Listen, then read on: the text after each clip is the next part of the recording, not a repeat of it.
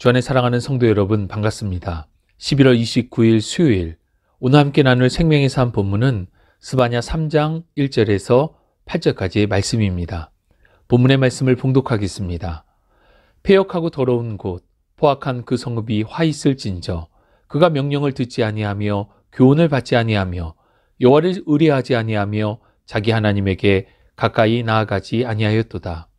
그 가운데 방백들은 부르짖는 사자요, 그의 재판장들은 이튿날까지 남겨두는 것이 없는 저녁 일이요, 그의 선지자들은 경솔하고 간사한 사람들이요, 그의 제사장들은 성소를 더럽히고 율법을 범하였도다. 그 가운데 계시는 여호와는 의로우사 불의를 행하지 아니하시고 아침마다 빠짐없이 자기의 공의를 비추시거늘 불의한 자는 수치를 알지 못하는도다. 내가 여러 나라를 끊어버렸으므로 그들의 망대가 파괴되었고 내가 그들의 거리를 비게 하여 지나는 자가 없게 하였으므로 그들의 모든 성읍이 황폐하며 사람이 없으며 거주할 자가 없게 되었느니라. 내가 이르기를 너는 오직 나를 경외하고 교훈을 받으라. 그리하면 내가 형벌을 내리기로 정하기는 하였지만 너의 거처가 끊어지지 아니하리라 하였으나 그들이 부지런히 그들의 모든 행위를 더럽게 하였느니라. 나 여호와가 말하노라.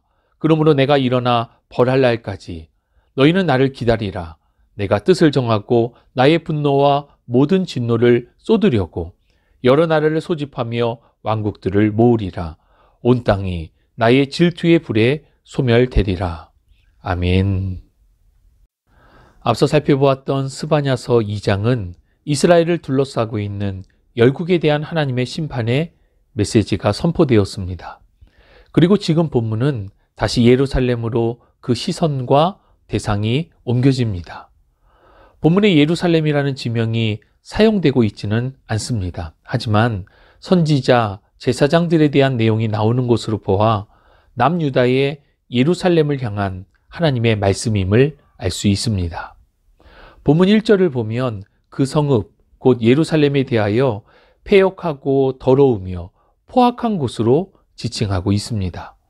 그러면서 이곳에 대한 하나님의 심판이 선포됩니다. 2절에 하나님께서는 선지자들을 통해 이미 백성들에게 말씀을 주셨습니다. 하지만 백성들은 전혀 하나님의 말씀을 듣지도 받지도 않았습니다. 그러다 보니 하나님을 가까이 하지도 의지하지도 않았던 것입니다. 여기서 하나님을 가까이 또 의지하지 않았다는 것은 전혀 신앙적인 모습이 없었다는 것입니다. 3절로 4절은 예루살렘의 리더십들이 타락한 모습에 대해 말씀하고 있습니다.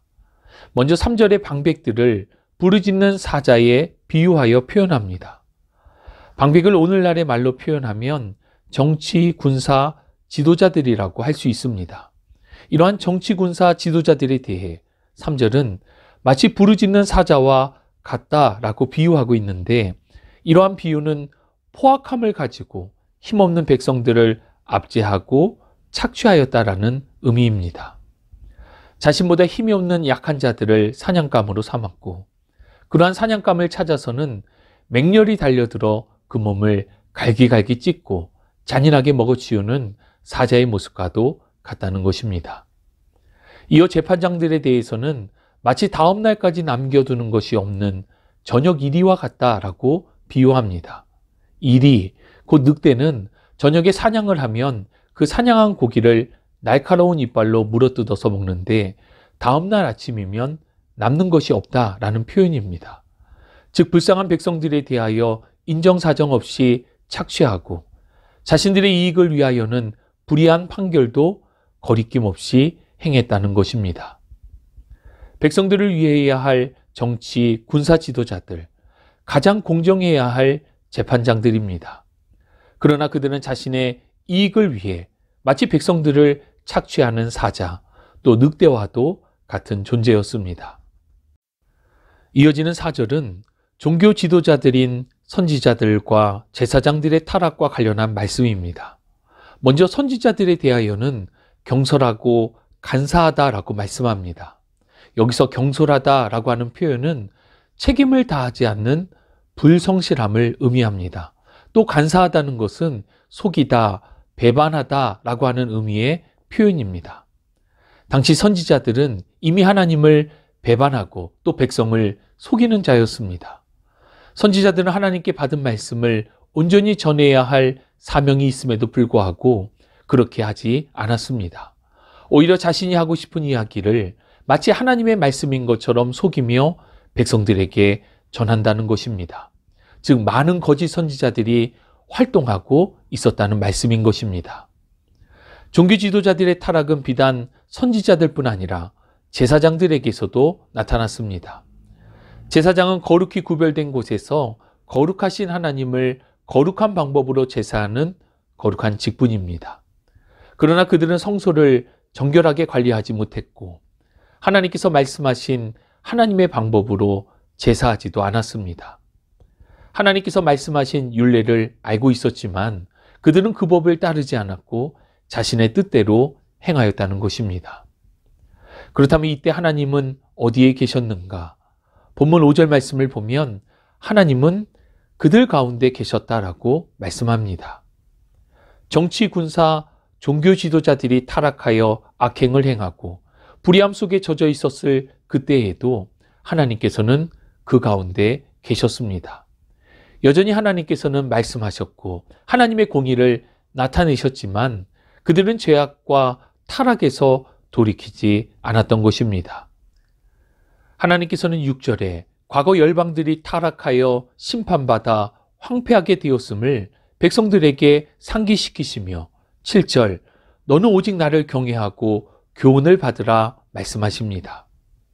역사의 주관자이시며 영원하신 하나님께서 과거 하나님의 준엄한 심판으로 열국이 망하였던 신뢰를 제시하시며 타락한 이스라엘의 리더십을 비롯한 하나님의 말씀을 받는 주의 백성들을 향해 죄악에서 돌이키라 말씀하고 있습니다. 하나님께서는 그들 가운데에서 계속하여 회개를 촉구하고 있지만 타락한 백성들은 오히려 계속하여 부지런히 악행에 더러워지고 있었던 것입니다. 마지막 본문 8절은 하나님께서 벌할 날을 기다리라고 말씀하시는데 이것은 죄에서 돌이켜 회개하지 않으면 반드시 하나님의 심판이 있을 것이라는 표현입니다. 죄에 대하여 하나님께서는 분노하시고 또 반드시 진멸의 심판을 하실 것을 예고하십니다. 주 안에 사랑하는 여러분, 오늘 본문의 말씀 속에서 함께 나누고 싶은 핵심적인 교훈은 우리 가운데 계신 하나님을 주목해야 한다는 것입니다. 5절을 보시면 죄악에 깊이 빠져 있는 세상과 종교 지도자들을 책망하시면서 하나님이 그 가운데 계심을 말씀하십니다. 무소부재하시며 전지전능하신 하나님께서 우리의 모든 것을 알고 계십니다. 아니, 그 모든 자리에 하나님께서 함께 계십니다. 때문에 누가 보든 보지 않든 우리는 하나님 앞에 있음을 기억하며 정직하고 진실해야 합니다. 하나님 앞에 선다는 의미의 라틴어 코람데오는 대표적인 경외 신앙의 태도라고 할 수 있습니다. 7절 말씀을 보면 너는 오직 나를 경외하고 교훈을 받으라 말씀하시는데 우리는 늘 하나님 앞에 있음을 기억하며 하나님의 말씀을 받아야 합니다. 이렇게 하나님의 말씀 안에서 우리는 우리의 죄를 발견하게 되고 회개할 수 있게 됩니다. 7절 하반절을 보면 어떤 이들은 부지런히 죄를 향해서 달려갑니다. 그러나 우리는 하나님을 향해 부지런히 믿음의 정진을 계속해야 할 것입니다. 주 안에 사랑하는 여러분, 우리 가운데 계시는 여호와 하나님을 주목하시기 바랍니다.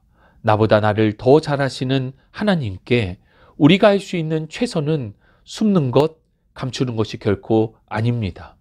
보다 하나님 앞에 정직해야 하고 하나님께 순복함으로 나아가야 합니다. 누가 보든 보지 않든 하나님께서 이미 우리 안에 계십니다. 오늘도 믿음 안에서 정직하고 진실하게 행하며 하나님과 사람 앞에 부끄러움 없는 하나님의 사람으로 승리의 삶을 살아가시기를 주님의 이름으로 축복합니다. 우리와 함께 하시는 임마누엘의 하나님, 주님의 크신 사랑과 은혜에 감사를 드립니다. 하나님을 신뢰하고 의지하며 예배하지만 때는 우리 안에 여전히 가득한 죄성으로 범죄하고 또 부끄러움 가운데 거할 때가 많음을 주님 앞에 고백합니다. 우리가 늘 하나님 앞에 있음을 기억하며 경외함으로 주의 말씀 안에 살아가도록 우리를 붙들어 주옵소서. 함께 하심을 믿고 감사드리며 우리 구주 예수 그리스도의 이름으로 기도합니다. 아멘.